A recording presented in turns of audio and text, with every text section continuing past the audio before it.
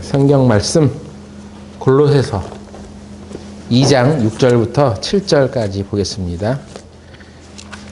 그러므로 너희가 그리스도 예수를 주로 받았으니 그 안에서 행하되 그 안에 뿌리를 박으며 세움을 입어 교훈을 받은 대로 믿음에 굳게 서서 감사함을 넘치게 하라.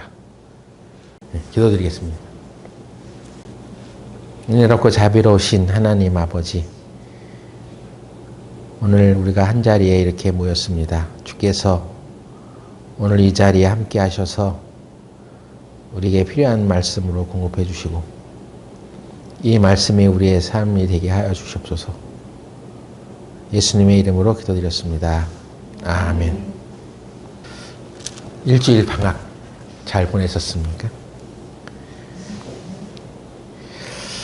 오늘 우리가 살펴볼 말씀은 적극적인 믿음의 길이라는 내용으로 이 말씀을 살펴보려고 합니다. 오늘 우리가 읽은 본문의 말씀에 보면 너희가 그리스도 예수를 주로 받았으니 그 안에서 행하되, 그리스도 예수를 우리가 어떻게 주로 받았습니까? 믿음으로 받았습니다. 그래서 그리스도 안에서 행해 나가는 것도 어떻게 행해 나가는 것이냐면 믿음으로 행해 나가라는 것이죠.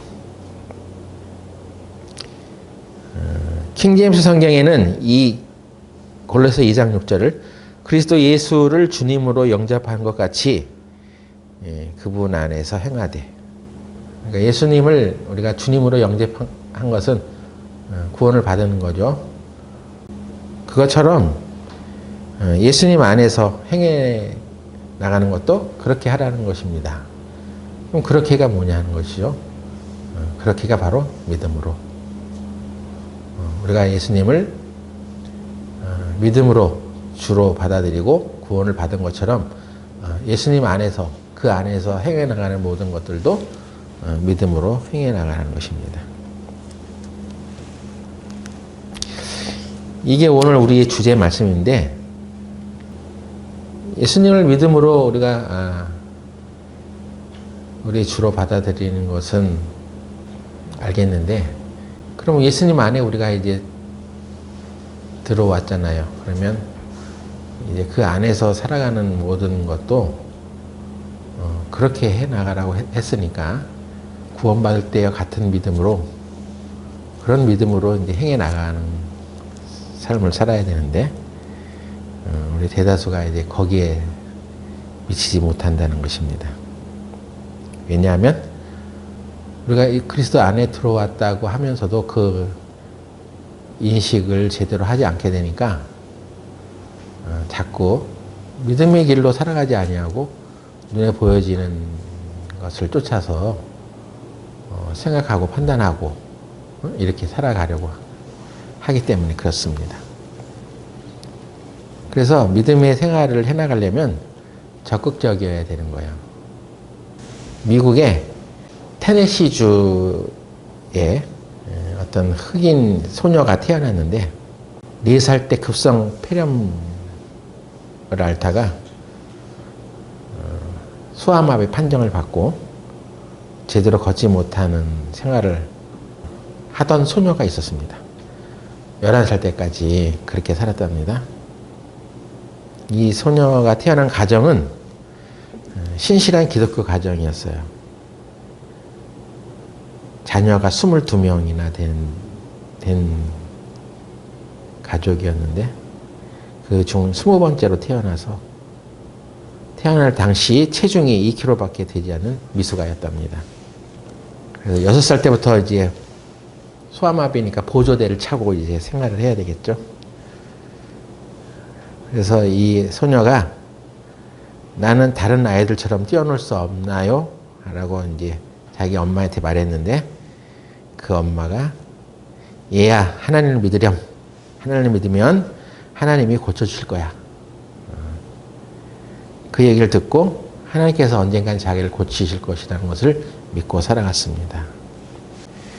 그 소녀는 언젠가는 자기가 걸을 수 있다는 소망을 가지고 자기 오빠와 언니들과 함께 목발 없이 걷는 연습을 했답니다.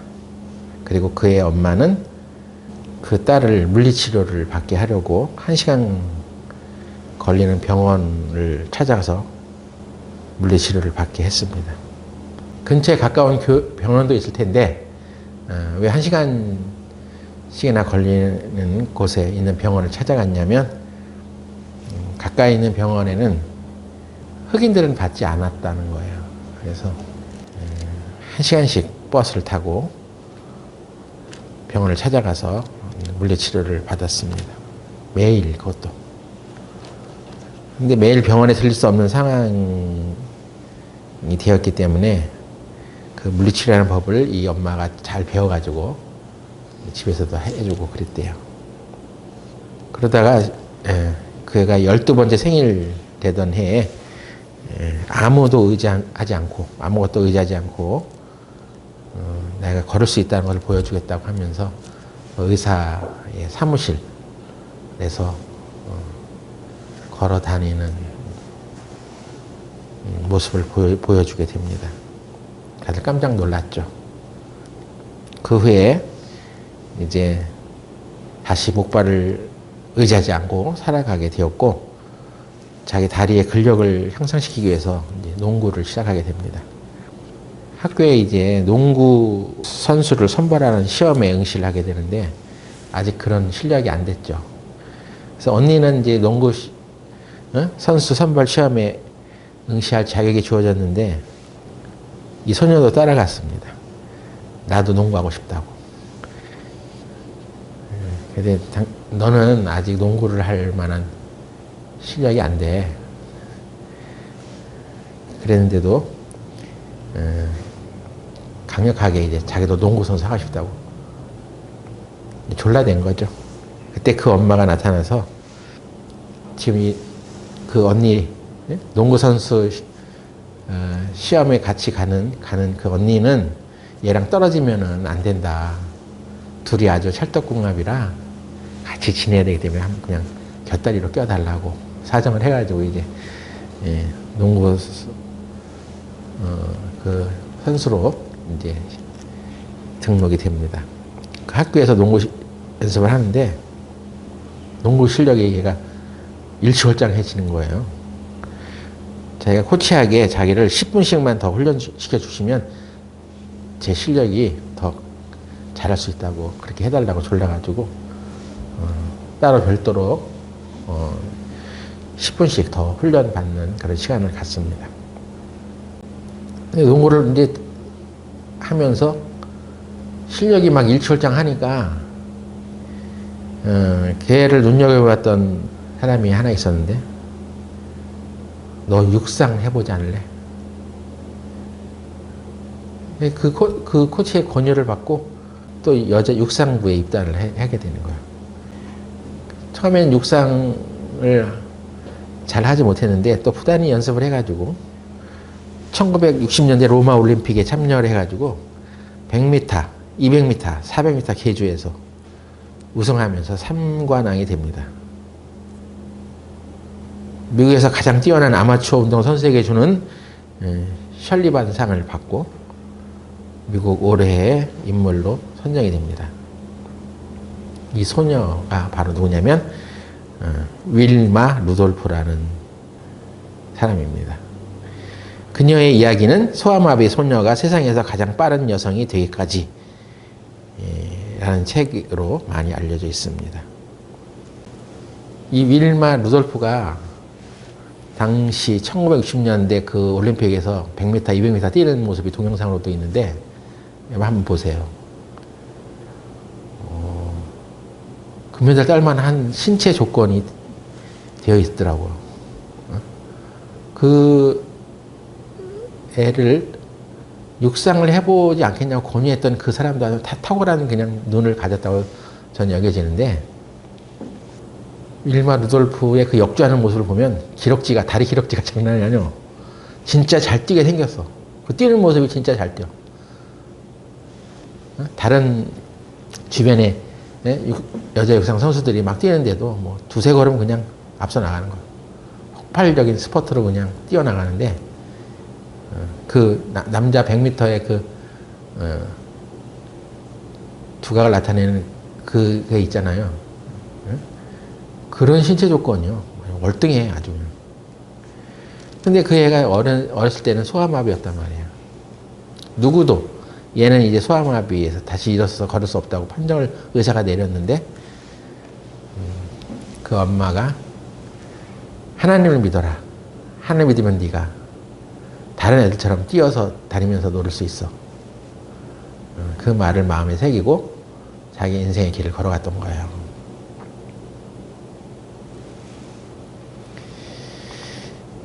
우리가 이런 감동적인 얘기를 들을 때 나에게도 이런 일이 일어날 수 있을까 하는 생각을 해보게 됩니다. 우리는 이런 질문에 대해 나도 그럴 수 있습니다 라고 대답할 수 있어야 되는데, 그런 믿음이 우리에게 있겠습니까? 윌마 루돌프에 관한 얘기는 인터넷으로 다 조사를 해보면 그의 그 굽히지 않는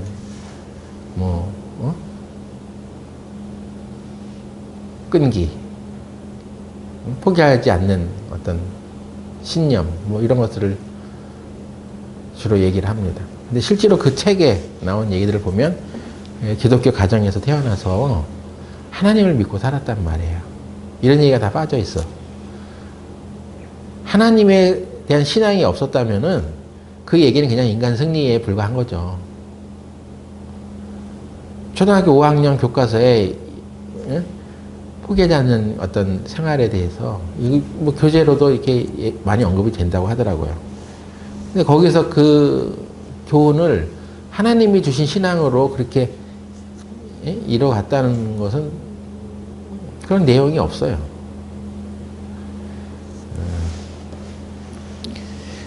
그래서 윌마 루돌프에 대해서 잘 조사한 어떤 사람이 쓴 책에 보니까 그 믿음에 관한 부분들을 얘기하면서 이 사람 얘기를 자세히 하고 있더라고요.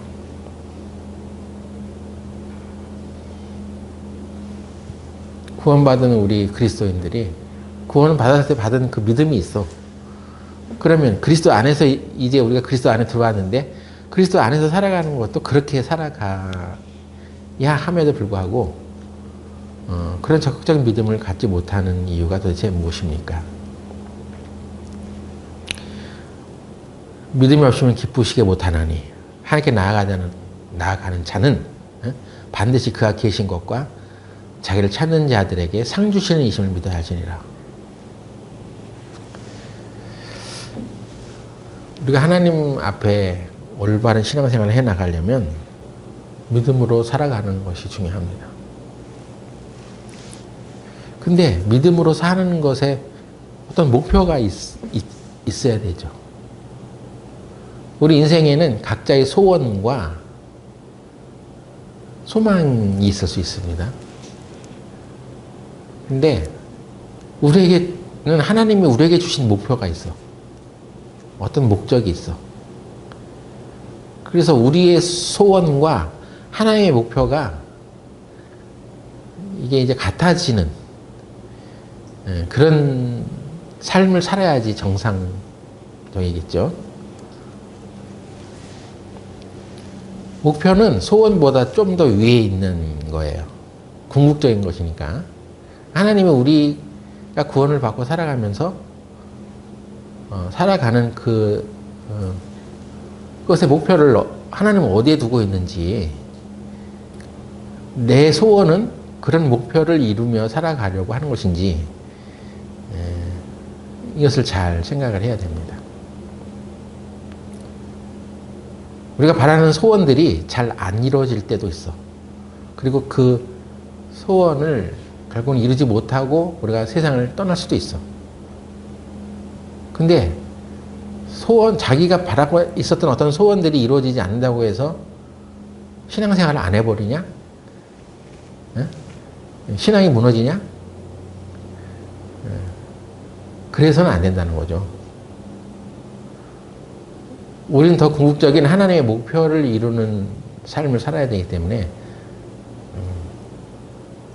때로는 내가 원하고 있었던 어떤 소원들이 지금은 이루어지지 않고 있고 어떤 어려움을 갖게 되고 또 내 뜻대로 안 되고 있는 상황처럼 보여진다 할지라도 그보다 더 높은 단계의 하나님의 목표는 꼭 내 소원이 이루어지냐 아니냐로 결정되는 건 아니란 말이에요. 더 궁극적인 것이라 얘기죠. 그러면 하나님의 궁극적인 목표는 뭐냐?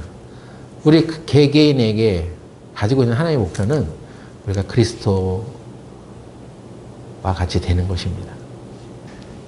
그리스도가 가진 인격, 그리스도가 가진 성품, 그런 것을 우리들이 이뤄가는 거죠. 거기에 다다르는 거죠. 하나님은 그런 목표를 갖고 계세요. 때문에 우리가 소원이 잘 이루어지지 않고 있고 내 소원대로 지금 되어지지 않는 그런 일들을 그것이 이루어지지 않았을 때 그냥 좌절하고 심지어는 막 인생도 포기하고 살 소망을 갖지 못하고 그럴 것이 아니라는 거예요. 때로는 안 되게 해서 하나님의 목표를 이루고자 하는 거예요. 하나님이 좀 더 높은 목표를 갖고 있습니다. 그래서 그리스도 안에서 믿음으로 행해 나가는 이런 문제, 이것이 바로 하나님의 목표를 이루는 생활이라고 할 수 있습니다. 그리스도 안에서 우리가 믿음으로 산다는 것은 아니 뭐 형통하고 일이 다 자기 생각대로 다 풀어지고 그러면 굳이 믿음이라는 것을 생각하지 않게 되죠. 굳이 믿음이라는 것이 필요치 않게 될 수가 있어. 왜? 자기가 생각하는 대로 다 일이 술술 풀려나가고 잘 되니까. 근데 믿음은 어느 때 요구되냐면 현실이 그렇게 녹록지 않아. 내가 원하는 대로 되어지지 않은 것 같고 형편상 불리해. 그리고 안 돼. 이런 상황에 처해졌을 때 그때 우리에게 필요한 것이 믿음이란 말이에요.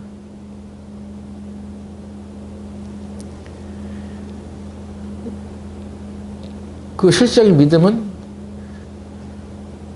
내가 믿는 어떤 대상을 의지하는 거잖아요. 뭘 믿는 것입니까, 우리가? 믿음에는 대상이 있어요. 그 일을 이루게 하시는 분이 있단 말이에요. 그 대상을, 믿음의 대상이 있는데, 그 믿음의 대상이 자기 확신, 자기가 아니죠. 내가 믿음의 대상이 아니잖아. 내 실력이 믿음의 대상이 아니잖아. 내 경력이 믿음의 대상이 아니잖아. 믿음의 대상은 그런 것에 불리한 조건을 갖고 있다 하더라도 그것을 이루시는 하나님이 계시다는 하나님을 그 대상을 의지하는 거예요. 그래서 믿음의 깊이는 내가 믿고자 하는 그 대상에 대한 지식이 얼마나 깊으냐와 비례합니다. 내가 믿는 대상이 믿을만하지 않아. 그렇게 생각한다면 그 대상을 믿겠어요? 그 대상에 대한 지식이 없는데 그 대상을 의지하겠습니까? 대다수의 사람들은 돈의 힘을 믿죠. 돈이면 무엇이든 할 수 있다는 어떤 이 세상의 풍조가 암암리에 이제 우리 안에도 들어와 있습니다. 돈을 믿을지언정 하나님을 믿지 못하는 것은 하나님에 대한 지식이 깊지 않기 때문에 그렇습니다. 또 실제적인 믿음은 믿는 바대로 행하는 거예요. 믿음은 행함이 있어야 한다는 얘기는 자기에게 믿어진 것은 그 믿음으로 행해 나갈 때 우리가 영적으로 성장하는 거예요. 믿어진 바대로 행하는 것입니다. 그게 실질적인 믿음이에요. 내가 믿고 있다고 하면서도 그 믿음을 행해 나가는 순간에 뒤로 후퇴하고 전혀 그것과 관계없이 살아간다면 그건 실제적인 믿음이라고 볼 수 없죠. 그래서 이런 실제적인 믿음이 요구하는 것들을 우리가 따라가지 않기 때문에 구원은 믿음으로 받았는데 구원받은 사람, 그리스도 안에 있는 사람이야. 이제 그래서 그리스도 안에서 모든 것들을 우리에게 베풀어 놓으신 것들에 대해서 실제적인 믿음을 가지고 살지 못하는 거예요.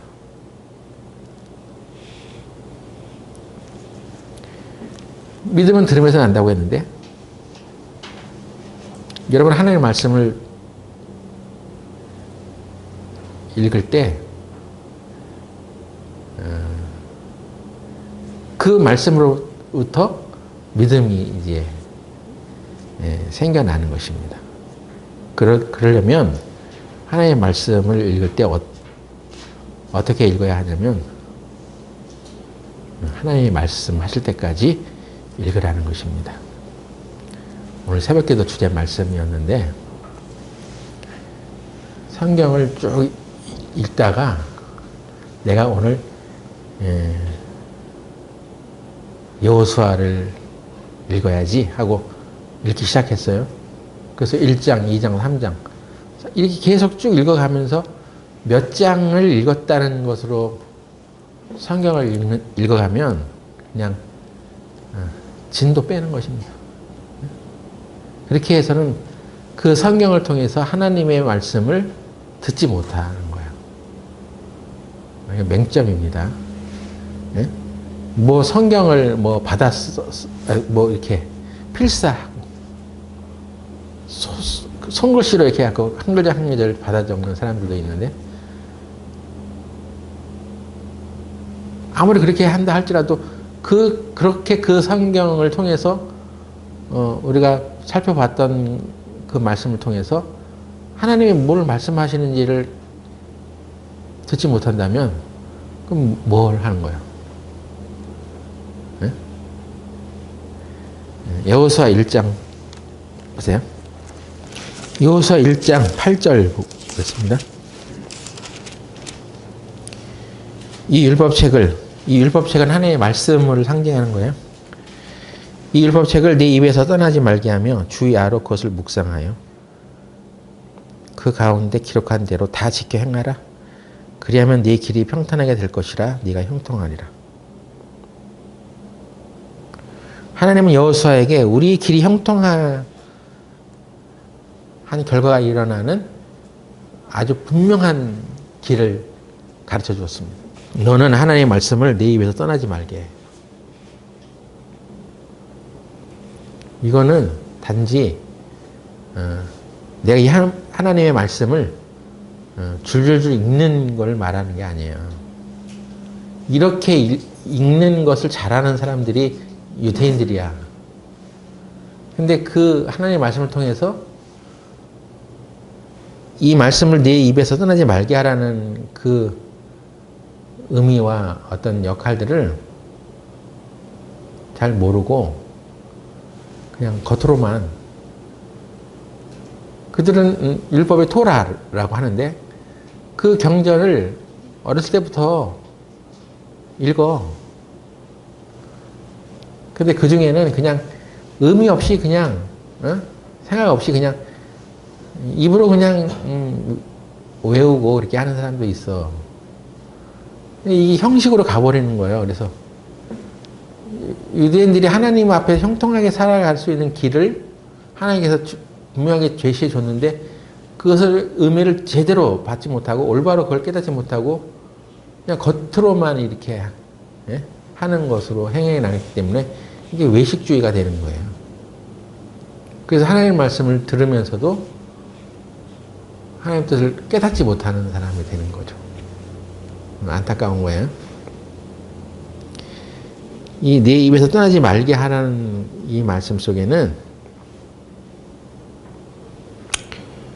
우리가 정말 적극적인 믿음 생활을 하는 데 있어서 필요한 어떤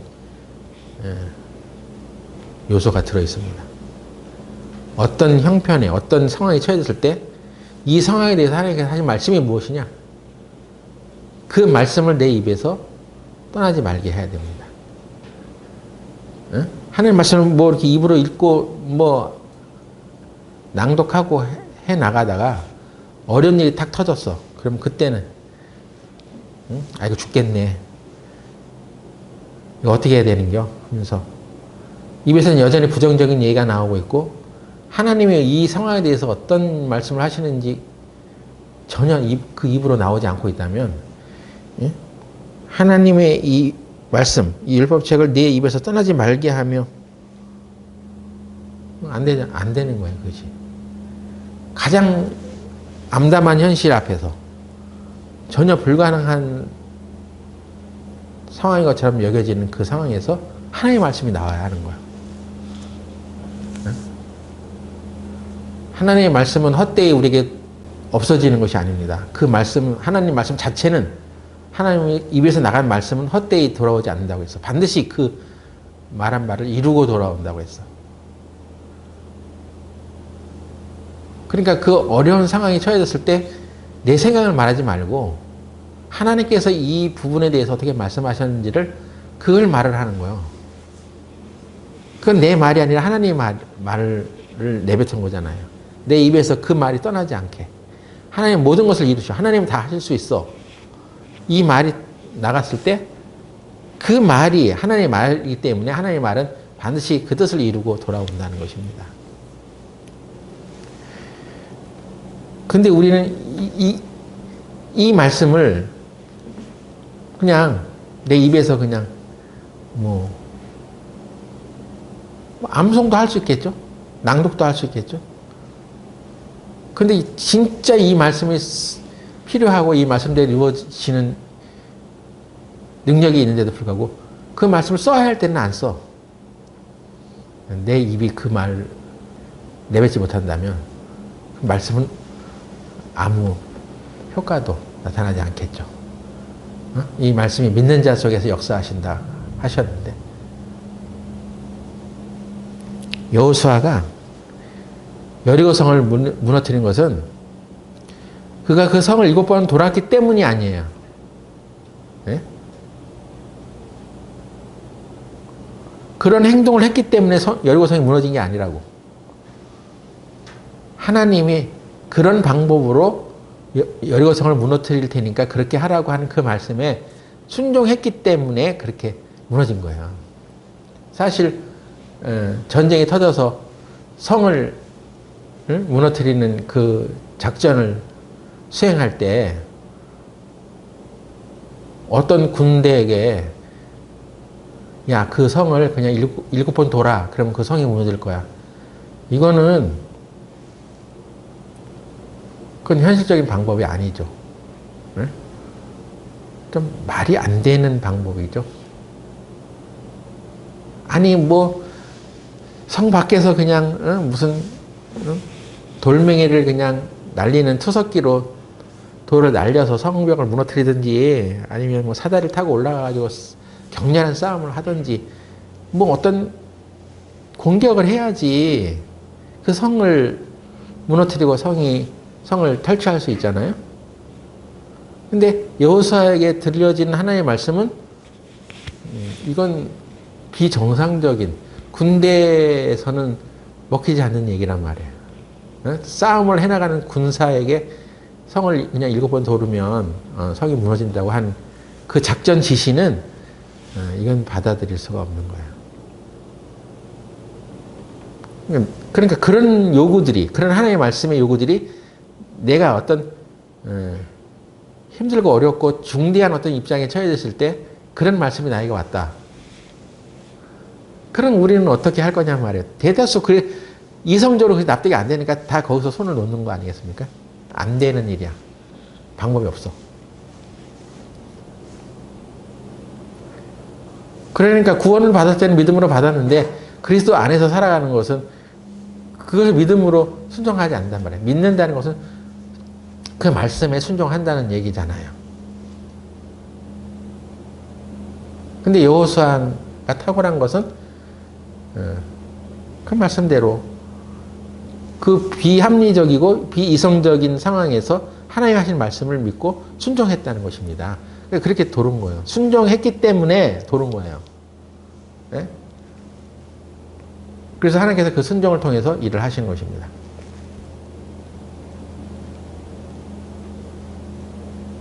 그래서 우리가 성경을 읽을 때 여호수아에게 하나님께서 너는 이 율법책을 네 입에서 떠나지 말게 하며 주야로 그것을 묵상하여 그 가운데 기록한 대로 다시 행해.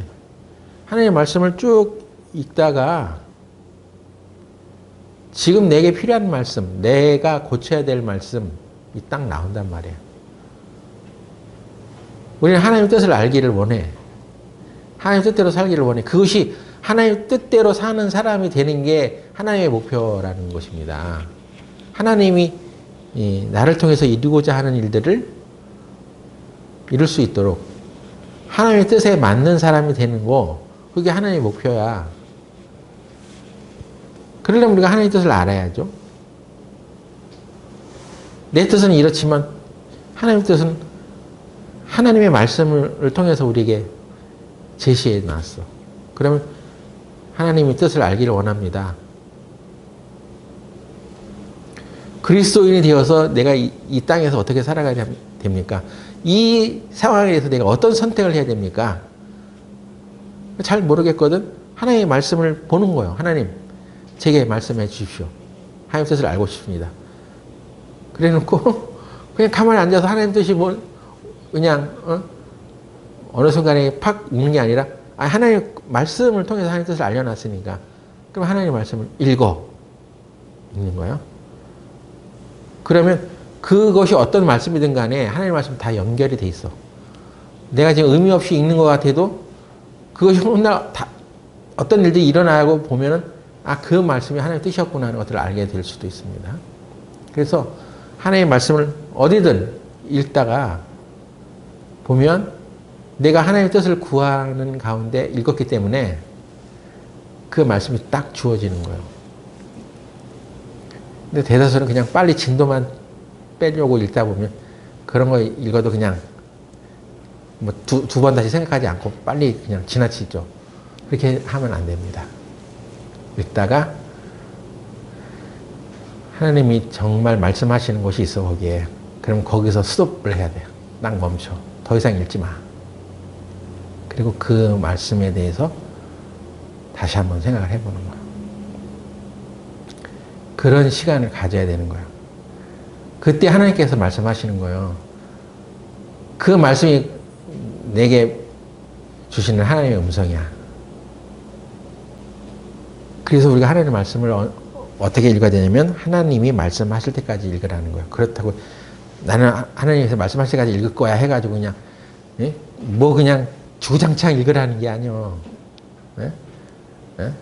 창세기부터 요한계시록까지 다 읽어야지 하나님 뜻이 전달되는 건 아니야. 어디를 읽든 분명 하나님께서 나에게 강하게 임팩트를 주는 말씀이 거기에 있단 말이에요. 그 한마디를 붙잡고 생각을 해봐. 그러면 거기서 하나님의 음성이 들려. 그래서 그 음성대로 내가 살아가겠습니다 하고 기도하면서 나아가면 그 말씀을 이루어가는 그 분이 하나님이시기 때문에 내가 그 말씀을 믿음으로 행해 나갈 때 그리스도인은 영적으로 성장하는 거예요. 왜 우리가 성장하지 않느냐? 구원받은 지 그냥 한 해, 두 해도 아니 20, 30년이 돼가는데도 왜 성장하지 않느냐? 하나님의 말씀을 듣지 않고 하나님의 말씀하실 때까지 성경을 읽지도 않고 혹 그것을 발견했다 하더라도 그렇게 살지는 않기 때문에 그래. 그렇게 살려는 믿음이 필요한 거예요. 여리고성을 7번 돌아야 돼. 그러려면 내 생각을 접어야 되거든요. 내 생각으로는 도저히 해답이 없어. 근데 하나님 말씀에 순종해야 되는 그런 상황이 요구되는 거예요. 근데 그것을 못하니까 결국은 영적으로 성장하지 못하게 되는 것입니다. 네 입에서 떠나지 말게 하라는 얘기는 바로 하나님께서 하신 그 말씀이 내 입에서 그런 상황에서 선포가 돼야 되는 거죠. 하나님의 말씀은 이렇게 되어 있어. 하나님이 이 상황에서 이렇게 하신다고 하셨어. 하나님이, 나의 하나님이 그리스도 안에서 영혼 가운데 그 풍성한 대로 나의 쓸 것을 채우신다고 분명히 말씀하셨어.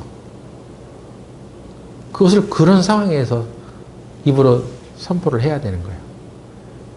뭐 입으로 나오는 게 그냥 형식적인 것 같아 보이는데 그렇지 않아요. 내 입에서 나간 것은 영의 소리가 나간 것이기 때문에 영이 지금 어떻게 활동하는지는 알 수 없는 거예요. 여러분이 누군가를 위해서 손을 얹어서 병든 자를 위해서 치유의 선포를 했다면 언젠간 그 말씀대로 되어져 있는 것을 보게 됩니다. 그건 내가 한 일이 아니었어. 그 말씀이 그렇게 하고 있었던 거예요. 네? 하나님의 말씀이 내 입 밖으로 나가서 했던 일들이 아무런 효과도 없이 사라지는 게 아니에요. 그런 긍정적인 믿음을 내 입 밖으로 얘기하는 것입니다. 이것이 여호수아 1장 8절에 들어있는 내용들이에요. 그러면 여호수아를 우리가 읽기 시작해서 1장 1절, 2절, 3절, 4절 이렇게 오면서 이 8절에 딱 머물렀을 때 하나님께서 지금 나를 가르치는 말씀이 있단 말이에요. 이게 지금 하나님께서 나에게 말씀하시는 거야, 지금. 이게 말씀하실 때까지 읽으라는 의미예요. 여기에서 하나님의 말씀을 듣지 못하면 그냥 넘어가는 거죠. 그냥 여호수아 책을 한 권 띄웠어. 그게 그냥 성경책 한 번 읽었어. 일독했어. 라는 자기 의만 쌓이는 거지. 하나님 말씀 읽을 때, 성경을 읽을 때, 하나님 말씀하실 때까지 읽으라는 이거는 어느 미국의 기독교 단체에서 이것을 수련회 때 그렇게 했답니다. 성경을 읽고 한 조별로 이렇게 활동을 하면서 성경을 읽을 때 따로 흩어져서 각자 성경을 읽어. 성경 한 장을 읽어. 하나님 말씀하실 때까지. 그러면 그 말씀을 쭉 읽고 또 읽고 또 읽고 하면서 자기에게 분명히 말씀하시는 바가 있단 말이에요. 우리에게는 다 성령이 있기 때문에 그 성령이 우리를 가르쳐. 성령을 가르치는 역할을 해요. 그래서 다시 모여. 어느 일정한 시간을 보내고 나서 다시 모여가지고 다시 모여서 당신은 이 말씀을 읽으면서 하나님 뭐라고 당신에게 말씀하셨습니까? 서로 묻고 질문하고 대답하고 막 하는데 혼자 성경을 읽으면서 깨닫는 것보다 더 많은 것들을 하나님께서 그들을 통해서 깨닫게 하시고 또 그렇게 깨달은 것들이 실제로 그들의 생활이 되면서 많은 사람들의 생활에 변화가 찾아왔다는 것입니다. 그런 운동을 하는 교회 단체도 있더라고. 우리 청년회 올해부터 성경 읽는 그런 시간을 중점적으로 가지는 교제를 하려고 하는데 우리도 그렇게 해야 되겠다는 생각이 들어지는 거예요. 분명히 우리는 다 성령이 있기 때문에 여러분이 성경 말씀을 곰곰이 생각하면서 읽다 보면 하나님이 분명히 나에게 해주시는 말씀이 있어. 그걸 들어야 되는 거야. 여러분 성경 쳐다도 안 보니까 하나님이 뭘 나에게 말씀하시는지 개인적인 체험도 없어. 그리고 어떤 상황이 있을 때 그 입에서 하나님의 말씀이 하나도 안 나와. 신앙이 성장하지 않습니다. 우리는 하나님의 말씀을 보면서 하나님이 내게 가지신 목표가 뭔지를 발견해 가는 거예요. 하나님은 마리아라는 여인에게 엄청난 목표를 갖고 계셨습니다. 동정녀의 몸에서 아이를 갖게 하는 거예요. 예수님이 그 몸에서 태어나는 그런 목표를 마리아에게 두었던 거예요. 천사가 나타나서 성령으로 잉태함으로 그 일이 일어날 것이라고 말했을 때 마리아가 의문을 제기하죠. 어찌 그런 일이 있을 수 있겠습니까? 그러나 천사를 통해서 대저 하나님의 모든 말씀은 능치 못하심이 없다는 말을 듣고 자기 머리로는 납득이 안 되지. 어떻게 내가 사내를 알지도 못하는데 어떻게 아이를 가질 수 있어? 이게 하나님의 말씀이거든요. 하나님의 말씀은 그러나 너를 통해서 하나님께서 독생자 예수를 보내시기로 했어. 하나님이 가지고 계신 너의 목표는 그거야.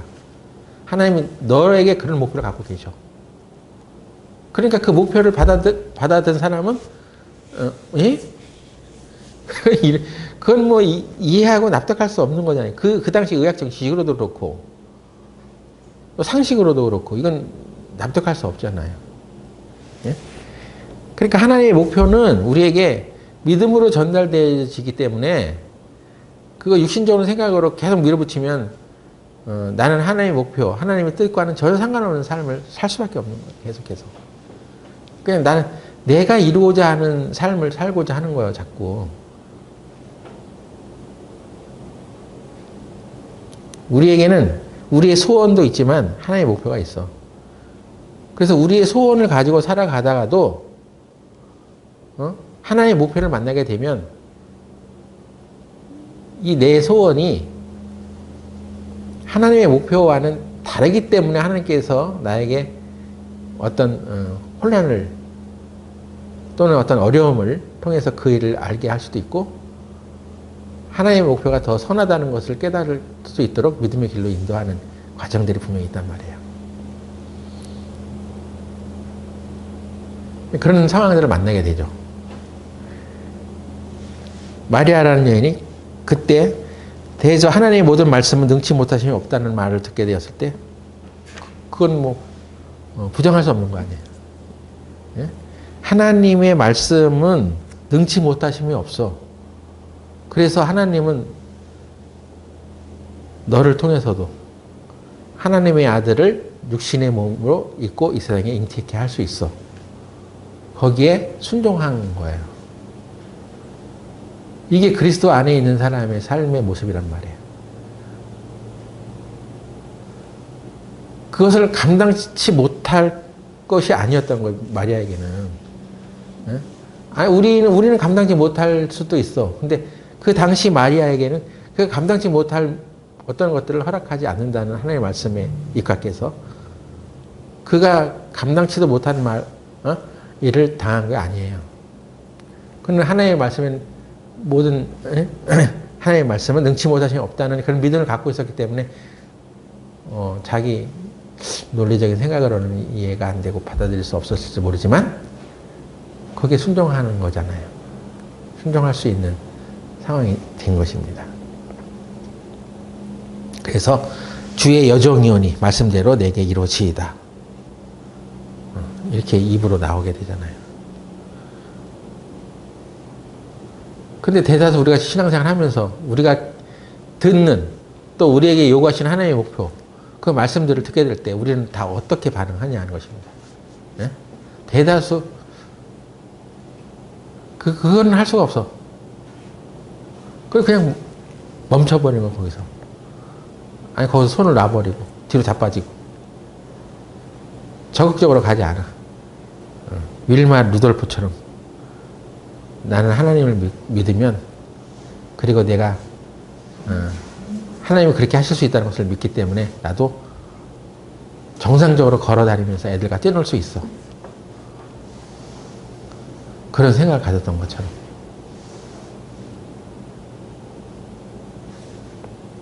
그 믿음을 심어준 사람이 바로 그의 엄마였어요. 여러분 자녀에게도 그런 믿음을 심어줘야죠. 야, 그냥 너는 소아마비야. 어쩔 수 없어 그냥. 응? 다른 아이들처럼 정상적으로 뛰놀 수 없겠느냐고? 없어. 하면서 그 믿음을 그냥 싹 죽여버리면 안 되는 것입니다. 하나님 믿으면 뭐든지 할 수 있지. 우리가 자녀들에게 가르쳐야 되는 건 그런 거 아니겠어요? 그 믿음을 가르치는 거죠. 근데 본인 자체가 믿음이 생활을 해나가지 못하는데 응? 어찌하여 자녀들에게 우리가 믿음을 가르칠 수 있겠어? 그리스도 안에 산다는 것은 날마다의 기적을 우리에게 베풀어 줍니다. 그리스도 안에 우리가 들어있는 것으로 인해서 우리의 생활은 날마다 기적이 일어나게 돼 있어. 그래서 우리가 어떤 상황에 처해지든 간에 하나님의 말씀이 있으면 흔들리지 않게 되는 거죠. 만약 어떤 가정에 불협화음이 생겼어. 그러면 그 불협화음 때문에 지금 이런 상황이 아니고서는 내가 가정을 잘 꾸려갈 수 있어. 해서 다른 사람을 만나려고 이혼을 해. 어떤 연예인을 보니까 어떤 여자의 탤런트는 막 3번, 4번 막 결혼하는 여자들도 있더라고. 근데 첫 번째 결혼이 실패해서 이혼을 했는데 또 새 남자를 만나서 또 재혼을 했는데 또 그것도 깨지고 3혼, 4혼 하면서 계속 깨져. 그러니까 이런 상황이 되면 내가 행복하리라고 생각해서 여러 사람들과 이혼하고 또 만나고 이렇게 했지만 계속 그냥 그 생활에서 벗어나지 못해. 만신창이가 되는 거야. 피곤하더라고. 그 뉴스를 듣는 것 자체가 피곤해. 그런 상황에 자꾸 자기 자신을 맞추려고 했기 때문에 그렇습니다. 그런 상황은 바뀌는 거죠. 계속. 그건 온전치 않는 거예요. 그런 상황에서 어떻게 해나가야 되는지를 배우려고는 하지 않죠. 교훈을 받지 못하는 것입니다. 여러분이 교훈을 받지 못하는 생활을 하면 자꾸 그렇게 되는 거예요. 어떤 사람은 직장을 너무 자주 옮겨. 왜 자주 옮기냐면 그 직장에서 어떤 문제가 생긴 거야. 그래서 이 문제가 해결되지 않은 것 같으니까 거길 그만두고 다른 직장을 들어갔어. 그러면 그 옮긴 직장에는 또 다른 문제가 없겠냐고. 또 어떤 문제가 생겨. 그러면 또 그 문제 때문에 직장 못 다니겠다고 또 다른 데로 옮겨. 그러니까 계속 옮기는 거야. 하나님 우리에게 네가 그렇게 상황이 마음에 들지 않는 상황이 되었을 때 너는 그리스도인으로서 어떻게 살아야 돼? 이것을 깨닫기를 원하는 것인데 그 교훈을 받지 못하니까 계속 그 상황에 따라서 이제 직장을 자꾸 이제 옮기게 되는 거예요. 상황이 어떻게 되든 간에 하나님이 내가 그런 상황에서도 하나님을 섬기고 살아가는 것을 원하는 것이지 상황 따라 움직이라고 하는 건 아니잖아요. 네? 문제는 어디에다 다 있습니다. 예기치 않은 문제가 생겨. 어디에 처해지든 어떤 상황이 되든 이런 건 변하는 거예요. 이 변하는 것들은 우리의 소원일 수는 있지. 좀 마음 편하게 직장생활 하는 데를 좀 갔으면 좋겠다. 또는 내 마음에 드는 남편, 내 마음에 드는 아내가 되었으면 좋겠다. 그런 사람을 원해. 근데 그런 건 다 변하는 거죠. 변하지 않는 것이 하나 있는데 그건 하나님이 우리를 향한 목표예요. 너는 그렇게 힘들고 어렵고 네 마음에 맞지 않는 사람을 만났을 때 어떻게 할 거야? 너는 그런 상황에서 어떻게 살아갈 거야? 그리스도인이 되어서 살아간다는 것은 그리스도 안에서 살아가는 것인데 그리스도처럼 닮아가려고 해? 하나님의 목표는 분명합니다. 우리가 성숙한 그리스도인이 되기를 원해.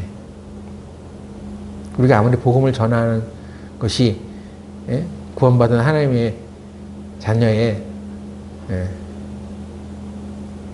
첫 번째 삶이라고 얘기해도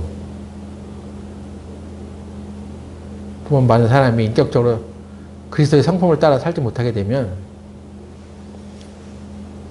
또 오래 같이 신앙생활을 할 수가 없습니다. 하나님의 목표는 우리가 그리스도처럼 되는 거예요. 그리스도의 성품을 담는 거예요. 그렇게 되면 복음도 전하는 거고 그렇게 되면 사랑도 나는 거고 모든 교훈의 목표는 뭡니까? 응? 교훈은 왜 주는 거라고 했어? 그건 사랑이라고 했잖아요. 내가 하나님의 사랑이 부족했구나. 내가 더 하나님의 사랑으로 그들을 대했어야 되는데. 내가 교훈을 못 받으니까 또 다른 곳에 가서 또 그런 일들을 또 겪어. 그때 그 하나님의 사랑으로 대하라는 것을 교훈을 받았으면 달라졌을 텐데. 그때 그 교훈을 받지 않으니까 하나님의 사랑으로 대하지 못하는 거예요. 그래서 내가 원하는 소원이 있는데 그게 더디 이루어지거나 또는 그게 자꾸 제대로 되어지지 않거나 그때 우리는 어려움을 겪죠. 그 어려움을 겪는 이유가 뭐냐는 것입니다. 응? 네 소원이 잘못됐어 라든지 하나님이 그런 상황을 통해서 우리의 성품을 다듬으시는 거예요. 하나님의 사람이라면 이렇게 반응했어야 돼. 그래서 내가 만났던 많은 사람들과의 관계 속에서 받았던 어려움들이 하나씩 하나씩 내 성품을 다듬고 있었던 것입니다. 하나님은 그런 목표를 두고 우리를 꾸준히 관리하시는 거예요. 그러다가 언젠가 우리가 우리의 소원이 하나님의 소원과 맞아. 우리의 목표가 하나님의 목표랑 맞아. 이런 상황으로 가면 아주 이제 성공하는 거죠. 형통하는 거죠. 모든 사람들이 다 복음을 전하기 위해서 전 생애를 다 하나님께 바치며 살아가라는 것이 아닙니다. 전 시간을 어디에 있든 간에 내가 그리스도를 닮은 사람의 모습으로 살아간다면 그 영역에서 이루고 있는 거죠. 그러니까 직장에서 어디든 사람들과 싸우고 그 직장을 나오지 마세요. 내가 그런 성품이 안 됐기 때문에 그 일이 벌어진 거야. 아직 그런 성품이 안 됐기 때문에 하나님의 것을 누리지 못하는 것입니다. 그래서 하나님께서 우리에게 인내를 온전히 이루라고 했던 거예요. 하나님의 은혜를 우리가 받았지만 하나님이 원하시는 모습으로 성장하기 위해서는 하나님께서 우리에게 인내를 요구하는 과정을 줍니다. 그래서 인내를 온전히 이루면 그것이 연단이 되죠. 연단이 됐다는 얘기는 어떤 훈련된 모습이 됐다는 얘기입니다. 하나님의 목표를 이루는 사람이 되는 거예요. 하나님의 말씀을 통해서 우리가 연단을 받기 때문에 오늘 우리가 지금 잘 안 되고 있는 것들을 분명히 하나님의 말씀에 다 나와 있어요. 내가 어떤 부분에서 인내를 이뤄가야 되고 연단을 받아야 되는지 구원을 받았을 때 믿음으로 받았듯이 그리스도 안에서 또 우리가 믿음으로 행해 나가는 성도들이 되어야 되겠습니다. 골로새서 2장 6절 7절 다시 한번 보고 마치겠습니다. 그러므로 너희가 그리스도 예수를 주로 받았으니 그 안에서 행하되 그 안에 뿌리를 박으며 세움을 입어 교훈을 받은 대로 믿음에 굳게 서서 감사함을 넘치게 하라. 항상 교훈을 받은 대로 하나님이 여러분에게 말씀하신 대로 그것을 깨달은 대로 그 일을 행해 나가려면 우리 각자가 믿음에 굳게 서서 행해 나가야 됩니다. 하나님께서는 저와 여러분을 하나님이 목표하신 곳까지 데려가 가시려고 때로는 어려움도 허락하시고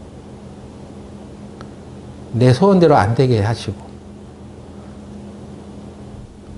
그런 과정을 겪게 하십니다. 그리스도의 성품을 좀 배우라고 기도하고 마치겠습니다. 하나님,